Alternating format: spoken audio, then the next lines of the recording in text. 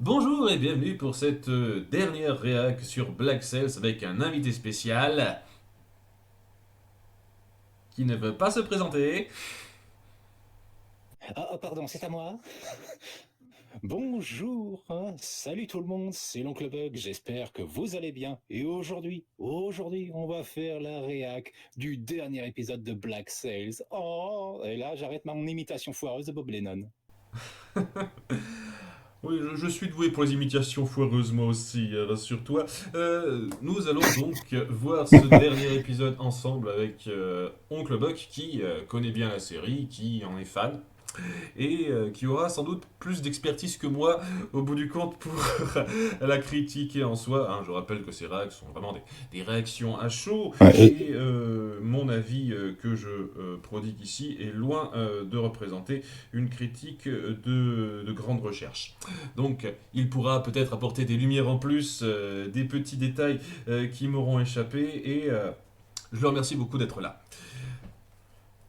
En tout cas, maintenant que c'est dit, on va commencer avec cet ultime épisode de Black Sails qui se terminait sur ce qui semblait lancer vraiment le début de l'île au trésor, enfin le début de la mise en place de l'île au trésor, et qu'on va un peu casser. Ça va être un petit peu mon problème global avec cette fin de série, mais pour l'instant, ça commence sur un petit aparté, sur un endroit qui garde des esclaves un peu spéciaux dont on avait parlé il y a quelques épisodes de ça, dont Max avait parlé, où on a une fois de plus un très bon dialogue, une chose que je n'appuierai jamais assez, une fois de plus, que je louerai tout le temps dans cette série, c'est le fait qu'on appuie très bien la puissance des différentes interactions entre les personnages. Et oui, ce gars qui garde ses prisonniers particuliers en parlant de ce besoin pour une société d'exclure des choses, de se définir par en excluant des choses, c'est assez fort. Et c'est la définition de voir les choses avec un homme de Silver qui est venu lui demander par rapport à un certain prisonnier. Bon, ils sont un peu vagues là-dessus, même si on a un petit peu suivi, on sait de quel prisonnier parle. Mais bon, hein, pour ceux qui sont un petit peu dans le coltard ou qui suivent ça au coup par coup, peut-être que ça les prendra pas de surprise. Tandis qu'on repasse donc à la situation mise en place à la fin de l'épisode précédent, c'est-à-dire Silver Flint qui récupère leur équipage qui sont totalement canardés par les hommes de Rogers. Et je m'attendais à ce qu'ils soient pas si nombreux que ça en fait. À la fin de l'épisode précédent, ça donnait l'impression que seul Ben Gunn avait survécu et tout le monde était totalement mort, mais il en reste quelques-uns. Hein. Quand même un petit peu pour ce que ça représente au bout du compte, mais c'est déjà ça. Tandis que oui, ils sont poursuivis. Ils sont poursuivis, mais heureusement, Jack apparaît de façon très providentielle, ça tombe bien, ça, pour les sauver juste à temps et faire en sorte que Rogers se barre avec les siens sur son bateau et qu'il soit sauvé, alors que Jack, envoyé en situation, se dit ouais, je vais pas tout de suite m'occuper de Flint comme j'avais prévu parce que j'ai une autre opportunité. Ce sont des retrouvailles où on s'explique un petit peu plutôt bien faites, où Jack manipule un petit peu la vérité en ne leur mentant pas exactement, en leur disant pourquoi je vous ai pas suivi, puisque ça vous intéresse un petit peu, c'est un petit peu normal de votre part, et ben c'est parce que j'ai voulu faire un marché avec le grand-père Guthrie, ça n'a pas marché. Et il n'est pas allé plus loin, alors que bon, bien entendu, il dit la vérité, mais pas toute. Tandis que Flint essaye de regagner un petit peu le cœur de Silver en disant ok, donnez-moi les commandes, il faut faire en sorte de manipuler cette flotte pour sauver Maddy. Il faut sauver la soldate Maddy via donc ses qualités de leader. Silver le suit, même s'il a quand même un petit peu de mal. Hein. Après tout ce qui s'est passé, vous croyez vraiment que vous allez me reconquérir comme ça? Hein, je suis pas un garçon facile, monsieur Flint. Hein. Et malgré tout, il a quand même un bon discours. Celui-là pour dire, écoutez, je comprends ce que vous ressentez, moi aussi à votre place, vu que vous m'avez posé la question sur mon Thomas chéri. Si j'avais cette possibilité de le sauver, je suis pas sûr de ce que j'aurais fait. Et bien entendu, on va le mettre face à cette décision plus tard. Et donc, il comprend ce qu'il a fait, il essaie vraiment de regagner un petit peu sa voix. Et ça semble marcher au début, même s'il a quand même quelques petits doutes. Il a même un peu compris le jeu de Jack, même si je trouve que peut-être que c'est la VF qui a pas grandement arrangé ça, mais il le dit pas de la meilleure des façons. Je veux dire, tu veux vraiment faire croire que c'est le plan que toi et Max avez mis en place? Oui, bah oui, c'est exactement le plan qu'ils ont mis en place. Seulement, ils ont eu de la chatte que la grand-mère Guthrie soit pour, mais sinon, c'est exactement le plan qu'ils ont mis en place, quoi. Mais ouais, c'est peut-être la VF qui n'arrange pas ça. C'est pas impossible. Je vois, si t'as quelque chose à dire, Oncle Buck, n'hésite pas, hein. Si t'as une petite. Non, pour l'instant, tu résumes bien, donc... Merci beaucoup, ça fait plaisir. Non, non, si au cas où tu as loupé un truc, je te rappellerai, c'est tout. Là, pour l'instant, tu as bien résumé, mais bon, il reste encore un peu une petite part à résumer. Une assez grosse part, oui. Tandis que du côté de Rogers, on a Billy qui est vraiment tombé au 36e dessous, quoi. Il a vraiment atteint ce point de non-retour en se disant j'ai tué les miens, maintenant je suis leur ennemi à tous. Et avec cette haine que j'ai pour eux, j'ai envie de faire en sorte qu'il n'ait pas cette sensation de victoire après coup en se disant je vais me débarrasser de Maddie.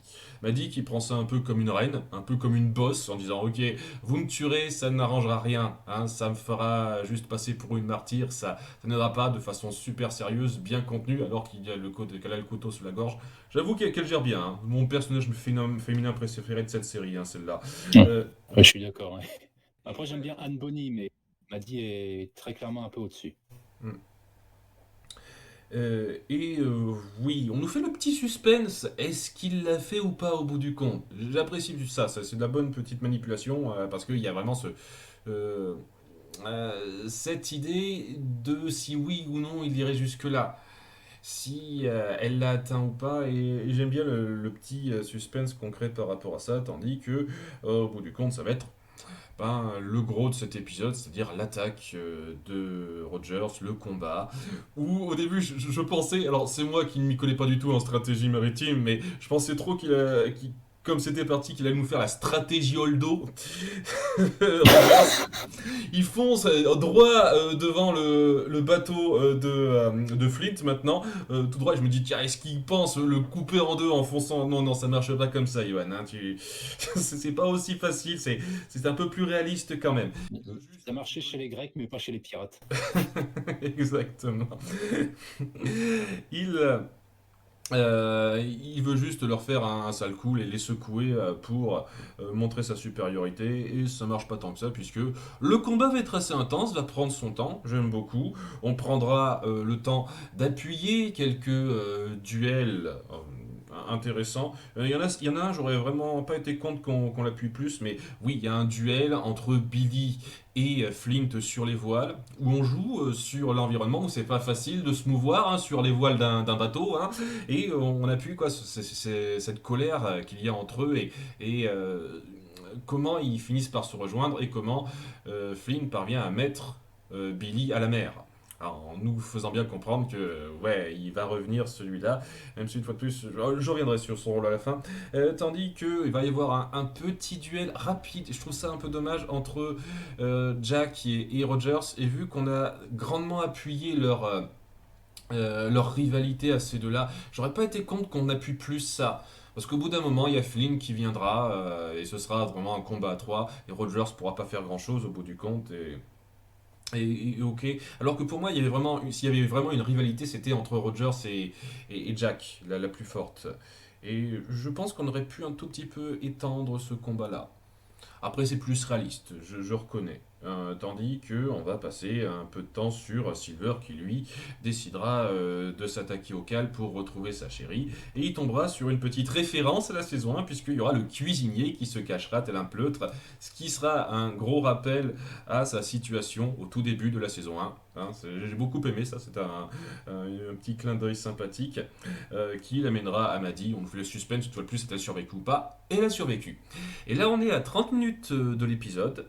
Et je me dis, ok, là, vous avez tout réglé, en fait. Comment vous allez en venir à votre situation, à votre conclusion, à la configuration de la planète au trésor, de l'île au trésor, excusez-moi. C'est-à-dire, voilà, Maddie est sauvé, vous avez vaincu Rogers. Ça semble aller à peu près en termes de cohésion, seulement oui, on va partir sur une voie qui justifiera pourquoi cette bataille ne pourra pas aller plus loin, que je trouve pas mal dans l'idée du tout, mais qui, dira-t-on, me gêne par rapport à la prémisse. Mais je me pencherai là-dessus lorsqu'on y sera, puisque il y a Flint qui dit très bien, vous raccompagnez m'a dit en lieu sûr pendant que moi et Silver et quelques autres hommes on va chercher le coffret sur l'île en question. Et alors que ça se passe, il se dit je suis pas sûr en fait, on s'arrête là tant que je suis pas sûr que vous ne voulez pas me poignarder dans le dos, Silver. Je veux je vais pas non plus vous conduire jusqu'au bout. Et c'est là que Silver finit par mettre en avant une considération que je trouve très réfléchie et très compréhensible de sa part, parce qu'il a compris en fait en voyant le comportement de sa chérie qu'elle serait prête totalement à suivre les idéaux de Flint, elle les partage à 100%, et que si cet or entre dans la balance, il n'y aura plus rien pour stopper cette guerre qu'il considère comme étant vraiment destructrice et qui ne causera que le chaos. Tandis que Flint, lui, lorsqu'il le voit faire cet argument-là, se dit mais empêcher cette guerre et chercher des solutions à l'amiable comme vous essayez de le dire, ça ne permettra qu'à l'Angleterre d'asseoir son autorité et de nous dépeindre, nous, les gens délaissés, comme des ombres, des espèces de dragons à battre. Et ça revient sur une scène qui m'avait un tout petit peu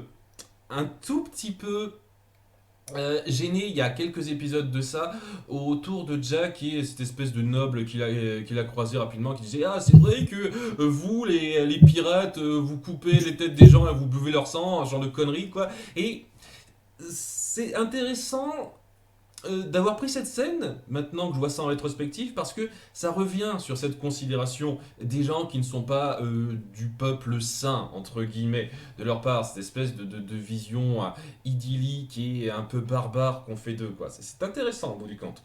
Comme quoi, ce genre de choses est très bonne. Je vous cache pas que ce moment de dialogue qui dure 5 bonnes minutes entre Flint et Silver, c'est le moment fort de cet épisode facilement, où on voit les considérations de l'un comme de l'autre, cette crainte de Silver qui ne veut pas qu'il y ait un bain de sang, surtout parce qu'il a peur pour celle qu'il aime, et Flynn qui n'est pas prêt à aller jusqu'au bout, à lâcher l'affaire, parce que pour lui, c'est tout ce que ça représente, en fait, c'est tout ce qu'il porte. Tandis que on va laisser supposer, sans le dire directement, ce qui le fera changer d'avis. Puisque Silver est prêt à dire je suis prêt à vous forcer à rester là avec moi le temps qu'il faudra pour que ça se tasse et que vous suiviez mon plan. Et on nous fait cette ellipse où on va tout expliquer sur ce changement de situation et le compromis qui a été fait. Puisque Flint, il y a deux trucs qui se passent en parallèle. On va commencer par le truc le mieux fait et le truc le moins bien fait. Ce qui se passe du côté de Flint, c'est que Silver lui a parlé de Thomas Hamilton. Voilà, qu'il était gardé dans cette espèce de fausse prison pour nobles qui les traite beaucoup moins mal que les prisonniers lambda. Et en apprenant ça, il a été d'accord pour suivre le plan de Silver et faire sa retraite tout simplement avec l'homme qu'il aime, dans un moment de retrouvailles super beau, hein. Le moment où Flint retrouve son chéri Thomas Hamilton est particulièrement touchant, je vous cache pas. Après tout ce qu'il a vécu, on sent le bonheur dans les yeux de ce gars de retrouver c'est cet homme qui attend compter pour lui. On fait même un plan assez fort. On les voit un peu du ciel avant de revenir sur eux et leurs réactions. Je trouve que dans la mise en scène, la découverte, la musique, c'était très bon. Le petit souci que j'ai, c'est que il faut que ce soit Silver qui raconte les événements précis à Maddie plutôt que directement à Flint pour le montrer. Je pense que ça aurait été plus fort de montrer ça en parallèle avec les événements, l'explication de Silver à Flint plutôt que de celle de Silver à Maddie, personnellement. Mais oui, disons que ça aide à appuyer euh, son obstination, son ambition à ne pas vouloir que sa chérie soit mise à mal, risque la mort à cause de cette guerre qui est mise en place. Parce que ce qui sera passé entre-temps, c'est que Jack, avec ce qui a été un tout petit peu mis en place avec Max, a réussi à mettre en place donc une sorte de solution pondérée comme il le dit, un traité qui je pense est un peu similaire à ce qu'avait proposé Thomas Hamilton à Maddie quand il la détenait, peut-être un tout petit peu plus généreux, où ils accepteraient de plus faire la guerre en leur laissant des terres. Je sais pas, ils sont pas clairs en fait sur les termes précis du traité. Mais bon, ça leur plaira bien aux nègres marrons de cette nouvelle situation. Ils seraient d'accord pour que ça se passe. Tandis qu'il y aurait quelqu'un d'autre, un assaut, puisqu'on aurait viré Rogers, qui, suite au plan de Max et compagnie, se sera vu prendre ses dettes par la famille Guthrie et totalement dépossédé. Mis en prison pour vice de forme, et ça c'est le genre de truc que j'aimerais bien savoir comment ça s'est passé exactement pour Rogers dans la réalité. Si quelqu'un sait après coup, qui n'hésite pas à me le dire. Non, mais moi, je sais qu'est-ce qui s'est passé pour Rogers. Enfin, je me rappelle plus trop, mais dans mes souvenirs d'études, quand j'étais en fac d'histoire, Rogers, il a été, bon, c'était un ancien corsaire dans l'histoire qui a été embauché par la couronne britannique pour mettre fin aux actes de piraterie dans les Bahamas, à savoir Nassau. Il y est arrivé pendant un petit temps, mais malheureusement, voilà, il a eu des dettes qu'il n'a pas pu voilà racheter, et du coup, par manque de financement et d'argent, bah du coup, son opération pour mettre fin à la piraterie dans les Bahamas est soldée par un véritable échec. Voilà. Oh bah c'est plutôt fidèle, absolu sur ce point-là. Je sais que ouais, il avait une femme qu'il a laissée derrière lui en Angleterre et qu'il a jamais revue. Euh, Ça correspond avec ce qu'on a vu avec son ex-femme et le Ouais, fils. mais par contre, je sais même plus qu'est-ce qu'il est devenu. Je crois qu'il a été blessé une fois aux Caraïbes, mais je suis pas sûr. On n'est pas sûr si, enfin, tu sais pas s'il a été emprisonné ou tué en fait. Je vais te dire ça, je vais te dire ça parce que bon, j'ai un petit doute. En tout cas, voilà, c'est cette mise en place pour Rogers sans éclat en fait, pour lui dire voilà la vacuité de votre vie maintenant, c'est ce truc sans feu d'artifice qui est votre fin, ce qui est une sorte de vengeance assez apte pour Jack. Tandis que oui, on voit que la grand-mère Guthrie, elle est coulante sur beaucoup de trucs, quoi. Il y a quand même Jack qui vient lui dire bon, j'ai pas tué Flint, mais je vous jure, c'est bon, il s'est retiré, il viendra pas nous faire chier. Il y a Max qui lui dit ok, j'ai pas accepté votre plan avec ce gouverneur auquel je me marierai, mais j'ai une autre proposition à vous faire. Elle dit ok, je suis. Elle est sympa quand même, hein. Je la trouve bien coulante quand même, la grand-mère Guthrie, hein, d'accepter tout ça. Mais bon, elle suit le plan et on met en place un nouveau gouverneur. Au début, je me suis dit, est-ce que ce sera Jack Rackham? Non, c'est Featherstone. Voilà. Euh, Disons que oui, étant donné qu'il a été assez doué à gérer pas mal de choses, quelqu'un de relativement noble dans l'esprit, dans tout ce qu'on a vu en termes de pirates, c'est pas bête comme choix. Et après, on présente ça très vite, hein. Je vous cache pas, la nouvelle situation à Nassau s'est présentée super vite, quoi. C'est Ah voilà, j'ai retrouvé mes notes. Du coup, oui, Woodes Rogers, il a eu non pas un, mais deux mandats en étant gouverneur de Nassau. Alors son premier mandat, c'est celui qu'on voit dans la série, qui s'est soldé par un véritable échec. Il fut rappelé à Londres et fut emprisonné à cause de ses dettes, mais il revient pour un second mandat. Il met fin à la République pirate des Caraïbes et il meurt à Nassau en 1732 à l'âge de 53 ans. c'est pas impossible qu'on ait raconté que la première moitié de cette partie, en fait, dans cette Ouais, série. Et dans un sens, j'ai vraiment le sentiment, quand je vois la fin de cet épisode, qu'ils tablaient peut-être un tout petit peu sur une suite, hein. C'est pas impossible. Mais bon, peut-être. j'en parlerai dans pas très longtemps, puisqu'on a bientôt fini, hein. Voilà, donc la situation très rapidement montrée. Ok, une fois de plus, c'était pas la partie la plus intéressante de cette série pour moi. Et tandis que Jack a un petit peu sa fin en parlant de cette histoire-là à un marin, enfin un pirate qui essaye de le rejoindre, une jeune pirate. Alors je dis une parce que je pense que c'est une fille qui se cache en mec. C'est bel et bien une fille, ouais, c'est C'est bien la ça, parce pirate que je vois célèbre. le nom qui donne à la fin, Mark Reed.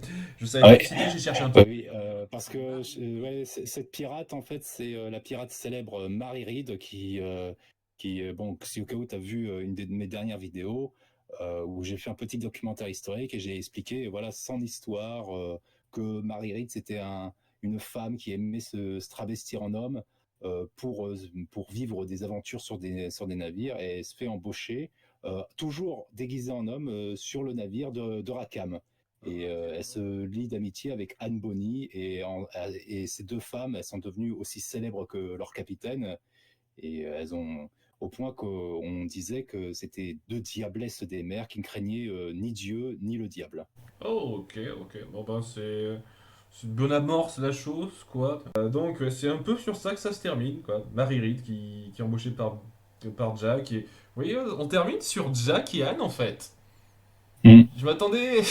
Je sais pas, je m'attendais à ce qu'on termine sur Flint ou sur Silver, mais c'est Jack et Anne. Et quand on y pense, dans un sens, c'est vrai que c'est un peu le troisième protagoniste de cette série, Jack, hein.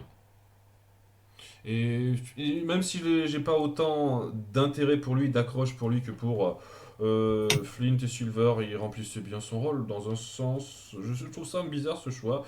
Surtout qu'en plus on me tease un petit peu sur la situation de Billy qui s'en est sorti évidemment en disant qu'il a réatterri, qu'il a réémergé sur l'île au squelette. Et c'est là qu'on en vient à mon problème principal, parce que je trouve, en toute sincérité, qu'en termes d'histoire pure et dure, de continuité à ce qui a été mis en place, c'est très solide, très fort. J'ai très peu de problèmes, je trouve ça très bon. Mais j'ai un gros problème avec le fait que ça amorce pas tant que ça l'île au trésor pour moi. Il y a beaucoup de choses qui me gênent. Parce que là, on met en place que Silver, rapidement, on voit, j'en ai pas parlé, mais Maddie en veut à Silver, mais on utilise un peu sur le fait que peut-être elle pourrait lui pardonner, on n'en dit pas plus. Mais bref, on ne donne pas une seule seconde l'impression que Silver aura envie de trouver ce trésor à un de ces quatre. On Mm. n'explique pas pourquoi Benson se retrouverait sur l'île seul et complètement fou. Ben Gunn, pardon, Ben Gunn. Ben Gunn, ouais. Surtout qu'en plus, je crois qu'on le voit pas du tout de l'épisode Ben On le Gunn. voit rapidement. Il suit rapidement. Et c'est peut-être un peu la petite hypothèse rapide, merdique que je pourrais formuler, quoi. Il a suivi Flint et Silver lorsqu'ils allaient déterrer le trésor sans le faire. Et peut-être qu'à ce moment-là, il a été réappelé par cette voix de femme qu'il a entendue. Et il a pas suivi les autres. C'est peut-être la seule chose que je pourrais dire. Peut-être qu'on pourrait voir ça. Bah, dans le roman, si je m'en souviens bien, non, il s'est fait marronner Ben Gunn. Voilà, c'est par Flint en plus, donc Ouais, donc ça colle pas, quoi. Mais bon, ici. ouais, ça colle pas.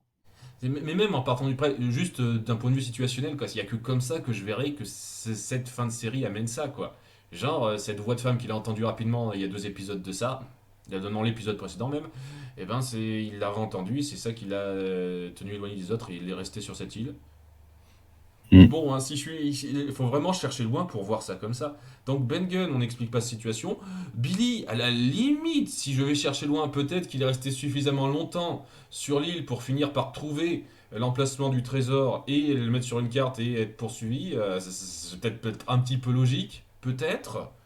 Limite, ça expliquerait pas pourquoi il serait connu de Silver, pourquoi. Il y a beaucoup de choses qui sont pas expliquées pour les prémices même de l'île au trésor. Pas le début, les prémices même, quoi. Et c'est un peu le truc que je trouve dommage parce que vous mettez en place, c'est ce qui nous attire là, c'est votre point d'ancrage de cette série, c'est regarder ces personnages de l'île au trésor avant l'île au trésor. Ok, on est à la fin de cette série.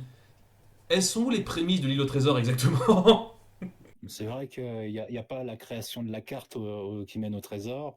Et si mes souvenirs sont bons, il n'y a pas qu'un seul trésor, il y en a plusieurs. C'est juste il y a une partie qui est plus grosse et qui a été enterrée à un point précis. Voilà. Après, c'est pas grave si ça suit pas tous les détails, mais Oui, vraiment. bon après oui, ça c'est des détails. Mais c'est vrai qu'il y a il y a des éléments qui sont pas en raccord avec le roman. Donc Ouais. Voilà, mais je veux dire, mais même la base, il y a beaucoup de trucs qui manquent. Et oui, vous avez beau dire, il reste 20 ans avant l'île au trésor, je suis désolé, merde. Si c'est moi qui dois m'imaginer tous les détails en allant chercher super loin pour arriver à voir le raccord avec la base de l'île au trésor, pas forcément tous les détails, mais la base, je trouve ça un peu dommage, quoi. Mm. C'est un peu votre point de d'accord, le point d'accroche de départ. Et je trouve ça vraiment dommage que vous n'ayez pas fait gaffe à ça. Et ça semblait partir sur quelque chose de satisfaisant à la fin de l'épisode précédent, mais vous vous dites non en fait. Flint, il a laissé son trésor, tant mieux, il n'est pas mort d'une façon violente, pourquoi pas, mais Silver n'est pas à la recherche du trésor. Billy, on ne sait pas comment il va finir avec la carte de l'île au trésor exactement. Ben Gunn, pourquoi il serait là? il a la carte de l'île, je me rappelle plus. J'ai pas fait gaffe à ça. Ben, Billy Bones, c'est lui qui se barre avec la carte de l'île. Il sera Ouais, bah, si c'est lui qui a la carte, pourquoi est-ce qu'il va pas directement chercher le trésor? Donc, dans le film Disney.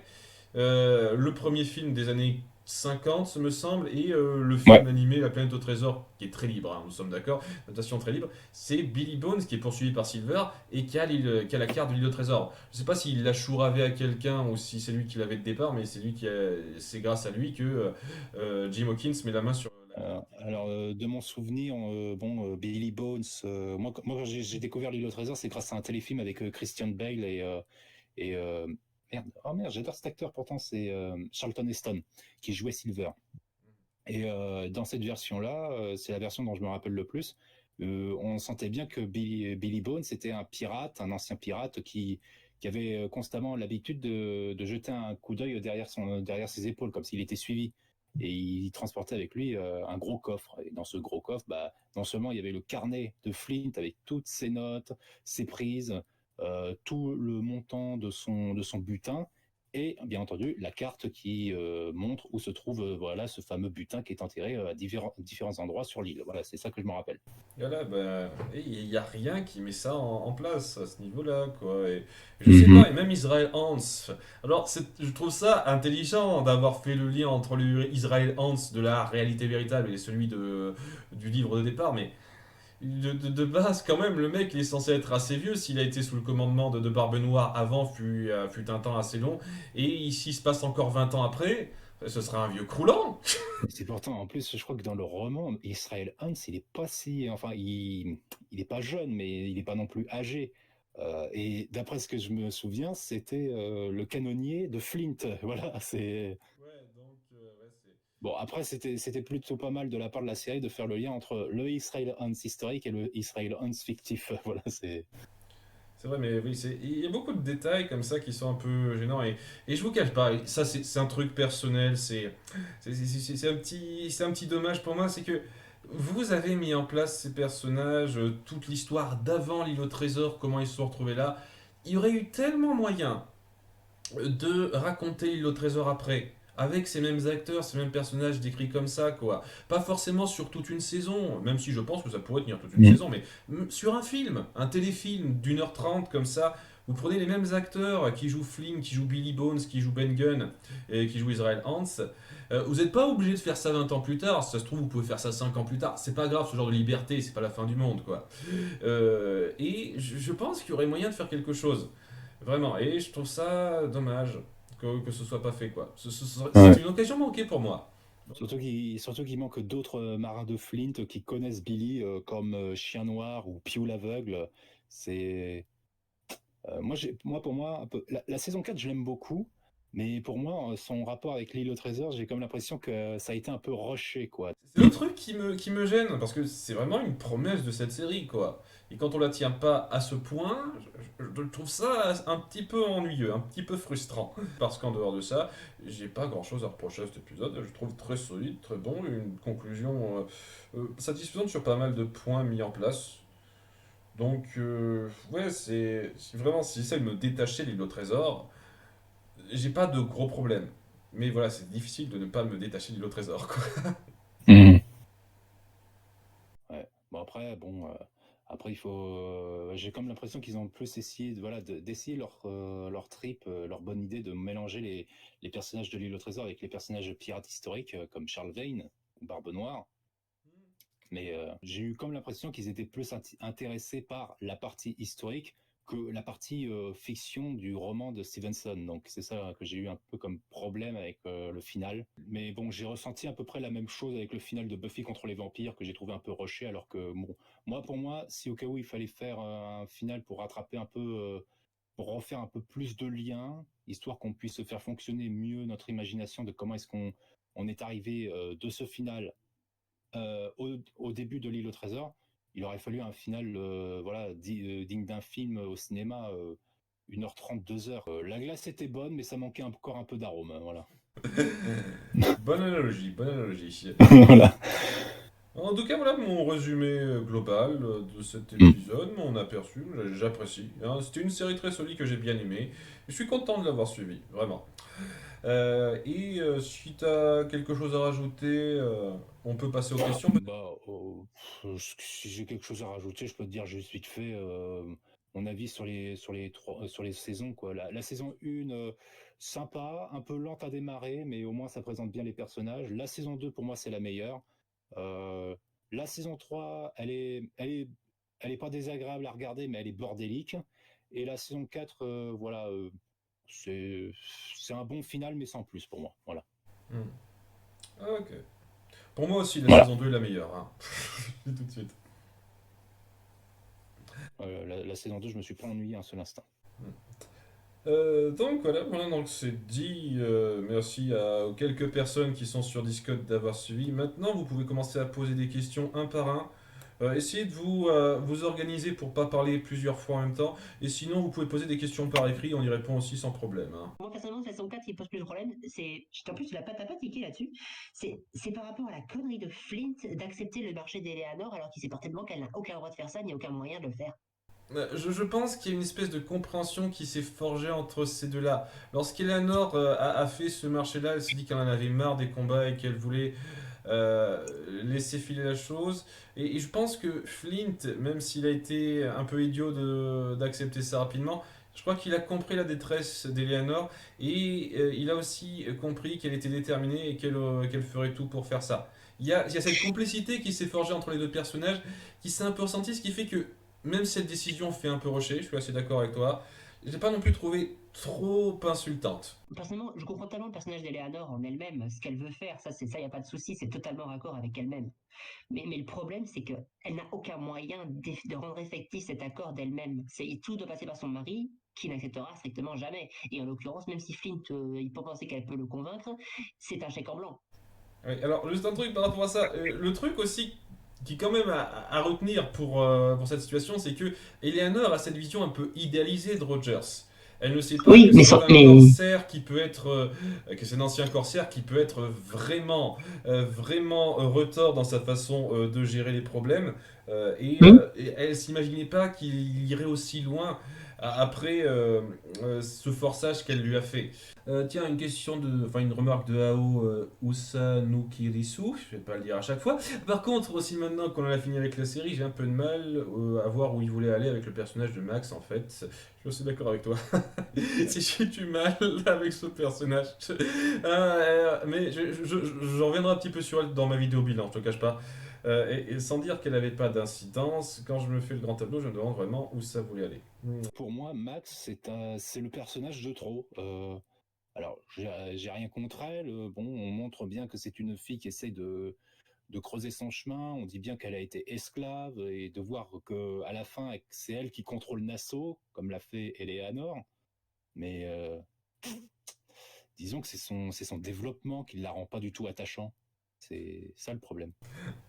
Parfaitement d'accord, t'as tout résumé pour moi. Ah tiens, petit truc par rapport à ça, sur un commentaire. Je trouve ça un peu dommage, puisque vous avez voulu un peu forcer ce couple-là il y a 2 épisodes, de pas avoir concrétisé quoi que ce soit en fait. À la fin, Anne, elle vogue avec Jack et on fait comme si sa relation avec Max, on s'en foutait un petit peu en fait. Je veux dire, tant qu'à faire, quitte à forcer un peu ça, vous auriez pu au moins faire une petite concrétisation, merde. J'ai l'impression qu'à la fin de la saison 4, Anne, elle a plus envie d'être avec Max. Hein. tu voulais surtout une série qui ne serait pas rigolote pour la débilité et sérieuse. C'est clair, vous m'avez donné ça et je vais pas me plaindre. C'était tes critères pour regarder la série. En dépit du faible nombre de vues que ça a généré, malheureusement, c'est vrai que là, je suis content d'avoir eu une série qui m'a fait un petit peu prendre l'air sur ce genre de série typique que je me fais régulièrement sur ma chaîne, quoi. Mais moi, je comprends pas pourquoi cette série est tellement boudée, en fait. Je comprends pas. C'est pas qu'elle est boudée, c'est juste qu'elle est méconnue, malheureusement. Il y a des tonnes de séries qui sont méconnues et à qui les gens ne donnent pas leur chance. Elle est sortie en même temps que Game of Thrones, vu que déjà tout le monde était un peu sur Game of Thrones, à mon avis, ils se sont dit, bon, c'est un Game of Thrones à like avec des pirates. Bon, on va finir déjà Game of Thrones, et puis bon, ils ont un peu oublié, quoi. Parfaitement aussi ressentir ça, voilà, dans Pirates des Caraïbes 3 avec les autres pirates là qui viennent un peu se défendre. Mais du coup, moi je trouve que le film il résume un peu parfaitement bien le coup de la populace de Nassau. C'est juste le problème, c'est que c'est des pirates. Ils en ont rien à foutre d'être unis. Voilà, ils vont constamment voilà, se tirer voilà, des balles dans le dos si c'est pas dans leur intérêt premier avant tout. Donc c'est ça, je trouve que c'est la grosse problématique qui est posée avec Nassau, c'est que est-ce que le combat de Flint pour créer une république démocratique qu'il veut, est-ce que ce combat en vaut la peine avec des individus pareils? Et étrangement, on pourrait se poser la même question aujourd'hui, parfois. Mais c'est vrai que ça peut être une réflexion intéressante qui peut vous prendre, hein, certainement, comme pour dans Pirates des Caraïbes 3, hein, c'est ce genre de réflexion aussi. Par rapport au film Pirates des Caraïbes 3, c'est que Pirates des Caraïbes 3, il nous met vraiment du côté des pirates, parce que voilà, on met en avant avec les personnages comme Jack, Elizabeth, Jack qui représente la liberté, Elizabeth la justice, etc. Et de l'autre côté, on a vraiment Beckett qui lui est juste pour le contrôle total et l'éradication. Du coup, ouais, le film nous met très clairement du côté d'un parti, alors que la série, bah, elle nous fait poser la question, c'est quoi le mieux? Que ça soit les puissants qui dirigent ou alors que c'est l'anarchie qui contrôle tout. Donc, Alors, je suis d'accord avec toi, Buck, mais en l'occurrence, je trouve quand même que Black Sails, même si elle le fait clairement pas autant que Pirates des Caraïbes 3, elle nous met quand même un petit peu du côté des pirates, d'une certaine façon. oui, j'ai entendu, parce que les héros comme Flint et Silver se battent pour Nassau. Bon, au départ, bon, Silver, lui, se bat avant tout pour sa propre pomme, mais bon, c'est ce qui fait que pour moi, ouais, Silver, c'est mon personnage préféré de la série, vu comment est-ce qu'il évolue. Au départ, ouais, voilà, c'était juste l'opportuniste qui voulait juste s'enrichir pour s'enrichir lui-même, et qu'il devient meilleur au fur et à mesure de la série. Après, c'est pas le Silver que j'aime de l'univers de l'île au trésor. Je préfère un peu mieux la version de Silver dans la planète au trésor, ou encore celle que je préfère encore le plus, la version de Charlton Heston, hein, voilà, qui lui était vraiment très charismatique et qu'on sentait bien que qu'il avait eu du vécu avec Flint. Et moi, il y avait une phrase qui me faisait tilter dans le téléfilm avec Charlton Heston, c'était que écoutez-moi bien, vous aviez tous eu peur de Flint, mais j'ai jamais eu peur de lui. Et Ben Gunn, il renchérit ça un peu plus tard en disant tout le monde avait peur de Flint, mais Flint, lui, il avait encore plus peur de Long John Silver. Et moi, je me dis, quand je vois la série, ah, c'est dommage, c'est dommage. J'aurais bien aimé voir ça, que Flint, il a peur vraiment de Silver, montrant que d'un côté, Flint représente plus la force et Silver le cerveau. Sinon, on me demande mon avis sur l'OST, je suis toujours une quiche. En termes de musique, pas mal, j'ai trouvé que ça accompagnait très bien euh, la série. Moi, ce qui m'a le plus marqué au niveau du son dans la série, c'est vraiment le bruitage sur les bateaux, parce que c'est pas souvent qu'on arrive à rendre ça intéressant. Donc, dans les films avec des navires du 17e, 18e siècle. Donc là, je dis chapeau à la série. Pour tout ce qui est, pour tous les effets spéciaux de navire, honnêtement, c'est irréprochable. Même les méthodes de navigation, les explications sur la navigation, les termes techniques, enfin, surtout en VO, parce qu'en VF, parfois, il y a des petits couacs. Mais et ça c'était très impressionnant, tellement c'était bien réalisé. Et, enfin, et même dans le vocabulaire naval. Par contre, moi personnellement, ce qui m'a le plus impressionné, c'est vraiment, même comparé à Pirates des Caraïbes, etc. J'ai vraiment pas vu j'ai pas cru que c'était des maquettes, j'ai vraiment l'impression que c'était des vrais navires, et pourtant j'ai l'impression et je crois que c'était vraiment des maquettes qui ont été filmées spécifiquement avec des décors. Moi, je serais intéressé par choper un making-of sur cette série. Hein. Moi, j'ai le coffret de la série en DVD, édition collector, et inclus 2h15 de bonus, dont les making-of. Voilà. Ah ouais. Donc vous savez quoi faire, si vous voulez voir les making-of, achetez les DVD. Voilà. En tout cas, je vous remercie d'avoir suivi cette vidéo. On va rester un petit peu sur Discord pour parler de différents sujets, mais en attendant, ça s'arrête là, cette réac de l'épisode final. Merci à tous. Un dernier mot, Oncle Buck? Très bien, merci. Au revoir.